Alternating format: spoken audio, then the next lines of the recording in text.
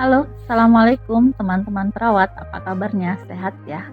Kali ini kan kita akan belajar lagi nih tentang manajemen risiko dalam K3 ya. Sebelum lebih lanjut, kita ingin tahu dulu yang termasuk risiko itu apa sih, atau definisi dari risiko itu apa sih? Risiko adalah peluang terjadinya sesuatu yang akan mempunyai dampak pada pencapaian tujuan.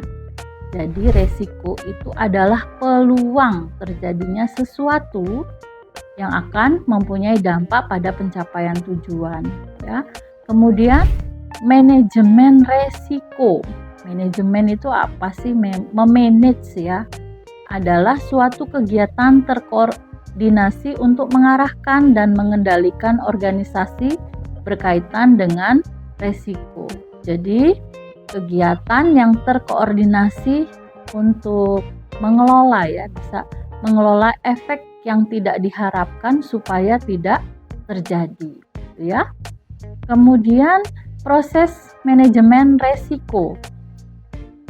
Proses manajemen resiko yang pertama adalah mengidentifikasi resiko, ya, mengidentifikasi untuk menemukan, mengenali dan mendeskripsikan resiko.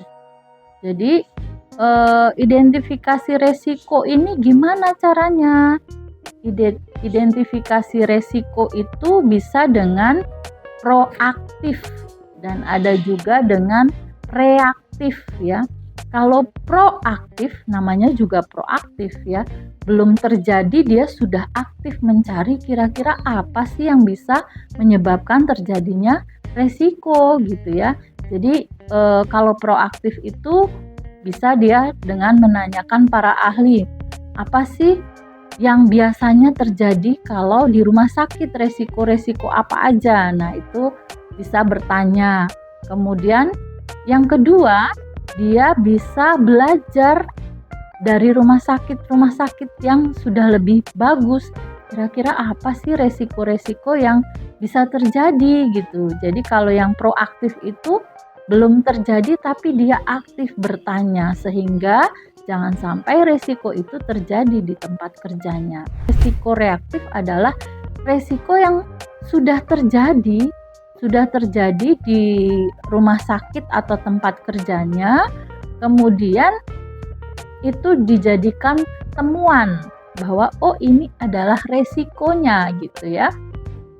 Nah, kalau di rumah sakit, cara yang paling mudah untuk menemukan resiko reaktif ini adalah dengan menyebarkan angket atau bertanya ke unit-unit atau ke ruangan-ruangan, kira-kira apa sih resiko yang bisa terjadi di rumah sakit itu ya. Itu bedanya antara yang proaktif dan reaktif. Kemudian setelah kita identifikasi, yang kedua adalah menganalisa resiko ya. Misalnya ada beberapa resiko, ada resiko yang 1, resiko yang 2, resiko yang 3. Kemudian di antara 3 resiko ini dianalisa kira-kira yang lebih mudah atau lebih memungkinkan untuk terjadinya suatu bahaya itu yang mana gitu ya. Misal nih ya, di ruangan kita, di ruangan rumah sakit, 1 ada resiko kesetrum listrik misalnya. Yang kedua ada resiko terjatuh misalnya. Yang ketiga ada resiko apalagi gitu ya. Nah, dari ketiga resiko ini yang paling berbahaya untuk segera timbul masalah itu yang mana? Nah, itu namanya analisa resiko. Kemudian yang ketiga adalah evaluasi resiko. Jadi, setelah tadi resiko ketiga itu ada 3 resiko itu, kita evaluasi mana yang paling memungkinkan untuk timbulnya suatu masalah ya. Kalau analisa resiko itu dari beberapa resiko itu dianalisa, mana sih yang masuk 3 besar, mana sih yang masuk 5 besar gitu ya. Kemudian kalau yang evaluasi resiko ini menyimpulkan kira-kira dari 5 ini kalau dilihat ini yang paling memungkinkan untuk terjadinya bahaya itu yang mana gitu ya. Itu evaluasi resiko. Kemudian yang keempat, setelah resikonya ditemukan, setelah dievaluasi, maka yang keempat adalah penanganan resiko. Jadi resiko-resiko yang ada itu kalau bisa diminimalkan untuk bisa terjadinya bahaya. Ya, kalau bisa dihindari, dihindari. Kemudian kalau bisa dikurangi, dikurangi supaya tidak menimbulkan bahaya. Kemudian yang kelima adalah pengawasan dan tinjauan.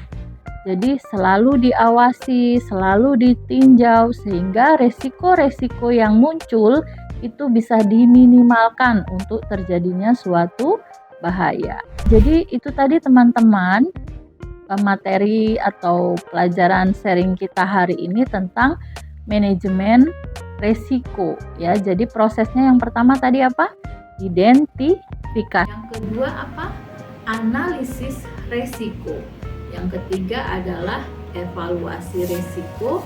Kemudian yang keempat adalah penanganannya. Yang kelima baru pengawasan dan peninjauan ulang. Gitu ya.